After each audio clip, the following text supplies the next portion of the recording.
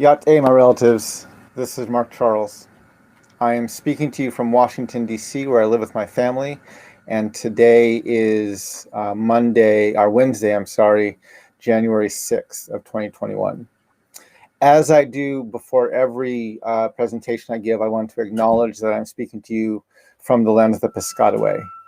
The Piscataway are the nation that they've lived here, they've hunted here, they farmed here, they fished here. They were here long before Columbus got lost at sea, and they are still here. I want to acknowledge the Piscataway. I want to thank them for their stewardship of these lands, and I want to acknowledge them publicly as the host people of these lands.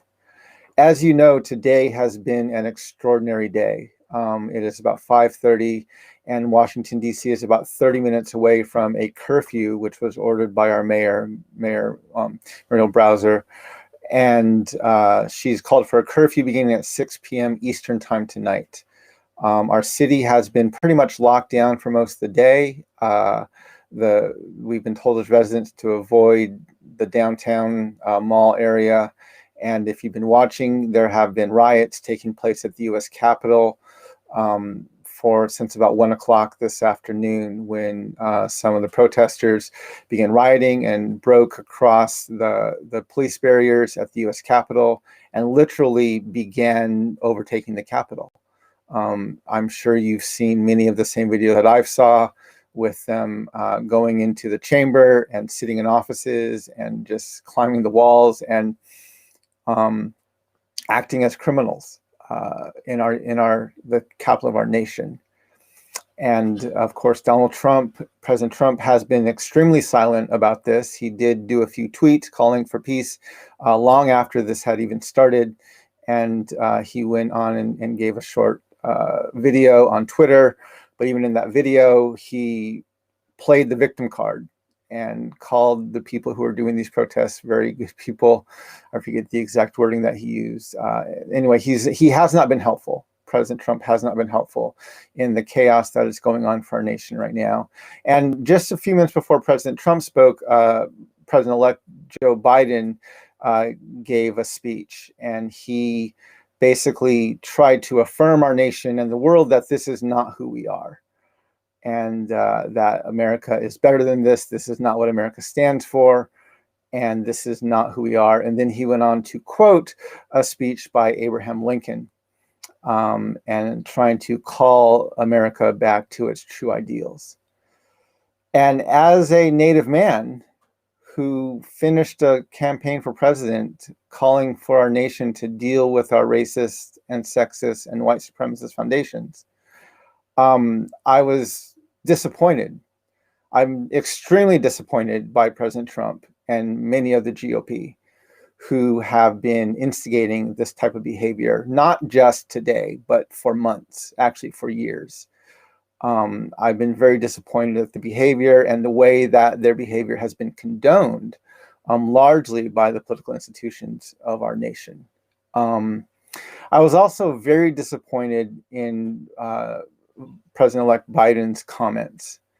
Again, because what he did, the way he's trying to cope with the crisis our nation is in right now, is he is appealing to the most unifying theme in American politics, which is the myth of American exceptionalism. And so he's telling our people, he's telling our nation, he's telling the world, this is not who we are. Well, we all know that's not true, right? If we were to talk to our civil rights leaders, if we were to talk to my grandparents who are boarding school survivors, if we were to talk to people like John Lewis and others, if we were even to talk to the family of Jacob Blake, right, who their son was shot 7 times in the back by a white police officer. And just yesterday, the Kenosha city decided that they were not going to press charges. They were not going to charge the officer who shot him, right? And so for our president-elect to appeal to our nation in this time of crisis, where yes, what is happening is a bit unprecedented. We have not seen our capital overtaken like this previously by white people, and calling them a mob, and yet appealing to the myth of American exceptionalism. But for people of color, Native Americans who have been literally had genocide committed against us, and African people who were kidnapped and brought here and then enslaved for hundreds of years. And then for our president-elect to call for peace by reaffirming the myth of American exceptionalism, and then quoting one of the most blatantly white supremacist and genocidal presidents in our nation history, in Abraham Lincoln. This is not how we're going to solve these problems. This is not how we're going to fix the issues that we are faced with. Yes, for years, I have been calling our nation and telling our nation that we have racism and sexism and white supremacy embedded deep into our foundations, and these values, these racist, sexist, and white supremacist values are bipartisan values. They're explicitly manifest in the GOP, and they're implicitly manifest in the Democrat.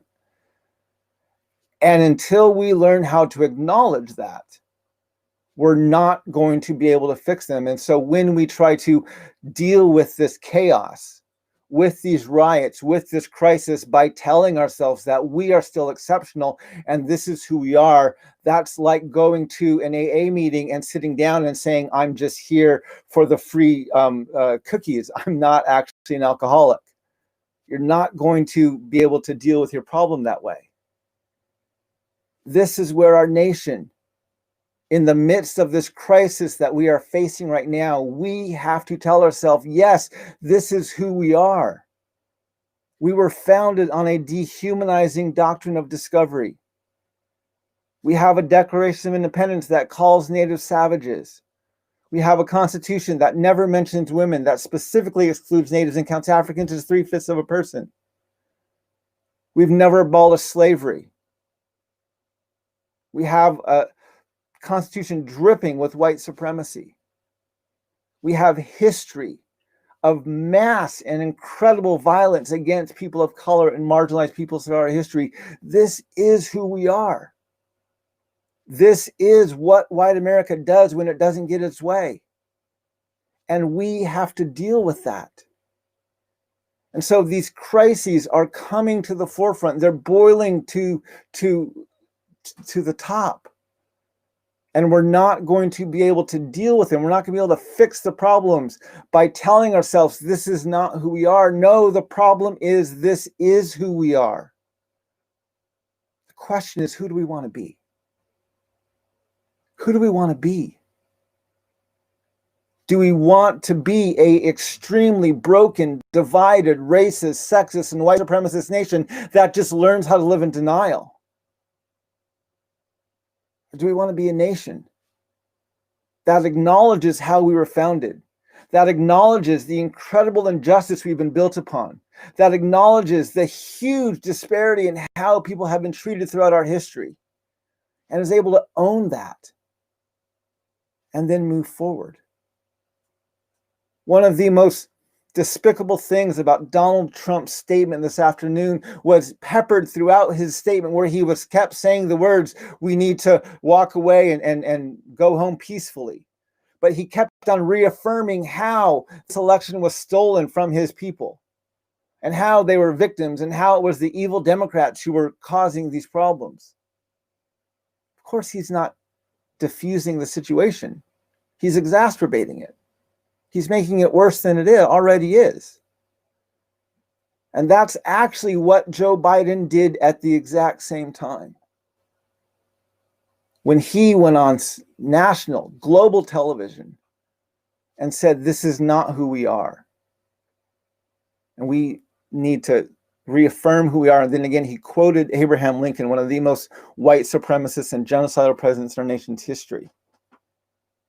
That's not how we're going to solve this problem, my fellow Americans. This is not the way forward. I'm going to go back to the quote I've used throughout my campaign by George Erasmus, the Dene leader from Canada, from the Dene people, who said, where common memory is lacking, where people do not share in the same past, there can be no real community. If you want to build community, you have to create this common memory. We do not, as a nation, have an accurate memory of our history. We have not read and acknowledged our foundations. We are not able to admit who we are, which is we are a racist, a sexist, and a white supremacist nation. And until we can acknowledge that, we're not going to be able to move forward. And so I want to encourage all Americans to acknowledge that what you saw on your television screens today, this is the United States of America. This is what we've been doing for the past 250, 500 years. This is what we've been doing. Now we can say, but that's not who we want to be. We can say we want to acknowledge that and then change it and move forward and become something different. And that's my call to all Americans. Yes, what we saw today, this is who we are. But it's not who we have to be. It's not who we need to become. I call on President Trump to resign. I call on President Trump to resign.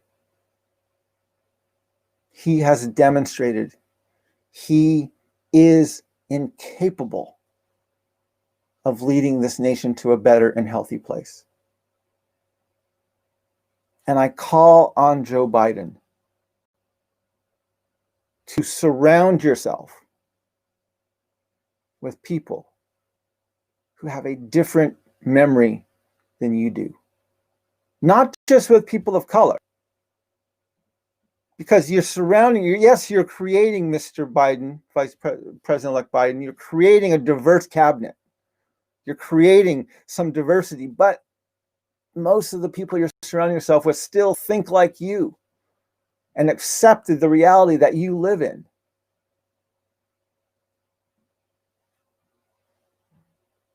You need to surround yourself with people who don't just have come from a different past than you have, but have learned how to bring that narration, that story forward, who can actually teach you this common memory, because I promise you, Joe, you do not have that common memory. You often try to misquote our Declaration of Independence by saying we hold these truths to be self-evident, that all men and women are created equal. That's not an accurate read of that document. That's not what it says. And until you can acknowledge what it says and deal with what the consequences of that are, we're not going to be able to change it. So I call on our nation and our citizens to use this opportunity, use this moment that's in front of us today, not to beat ourselves up, not to needlessly shame ourselves, but to acknowledge, yes, this is who we are, but this is not who we want to be. So we're going to create this common memory. Instead of running from our past and denying our past, we're going to acknowledge it and find a way to move forward better. Find a way to move forward in more healthy relationships and more fullness and more wholeness. That's what we want to do. Yes, this is who we are, but it's not who we want to become. So I encourage you, my fellow Americans, as you watch your TV channels tonight, as you watch the news, as you see the pictures, and as you feel the shame of the global community looking down upon us as a nation, doing the very thing that we've condemned many other nations for doing. As you feel that shame, do not cope with it by reaffirming the myth of American exceptionalism. Cope with it by acknowledging, yes, this is who we are. And then devote yourself to doing whatever you can to see that we can become something different. Ahihat, my relatives. I will be speaking more in these next few days about what's been going on As you know, I live here in Washington, D.C. We're about a mile and a half, 2 miles from the Capitol. Things are very quiet from where we are. Everything you're seeing on TV is very much just right near where the Capitol is. I have not seen a lot of other danger around, at least in our part of the city. And so, but yeah, I will continue to be talking about this in these next few days and addressing this. But this is a moment in time where we can either double down on our denial and try to live in the myth of American exceptionalism, or we can use this shameful exposure to acknowledge who we are and say, but we want to become something different. We want to become something better. So let's work on doing that. Let's work on becoming something better. Let's work on really, for the first time, let's use this as motivation to become a nation. So for the very first time, we the people might truly mean all the people. Yeah, my relatives, walk in beauty, and may we learn how to walk in beauty together. Hakone.